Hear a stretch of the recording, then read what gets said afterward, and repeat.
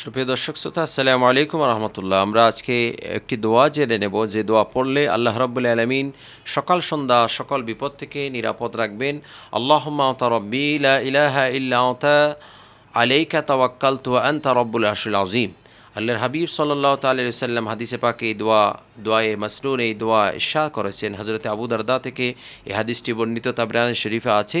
আল্লাহর হাবিব বললেন, এই দোয়া তোমরা যদি দিনের শুরুতে পড়ো, আল্লাহ রাব্বুল আলামিন দিনের সন্ধ্যা পর্যন্ত তোমাকে সকল বিপদ থেকে নিরাপদ রাখবেন।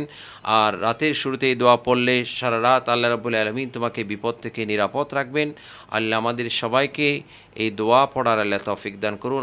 দোয়া হচ্ছে, আল্লাহুম্মা আনতা রাব্বি, হে আল্লাহ, আনতা রাব্বি, আপনি আমার রব, লা ইলাহা ইল্লা আনতা, আপনি ছাড়া কোনো প্রভু নেই, আলাইকা তাওয়াক্কালতু, আপনার উপর আমি ভরসা করছি, ওয়া আনতা রাব্বুল আরশিল আযীম, আপনি মহান আরশের প্রভু, মহান আরশের রব। এই দোয়া যখন আমরা দিনের শুরুতে পড়ব, আল্লাহ রাব্বুল আলামিন সারাদিন বিপদ থেকে নিরাপদ রাখবেন। রাতের শুরুতে এই দোয়া পড়লে সারা রাত বিপদ থেকে আল্লাহ নিরাপদ রাখবেন, কোনো বিপদ তাকে স্পর্শ করবে না।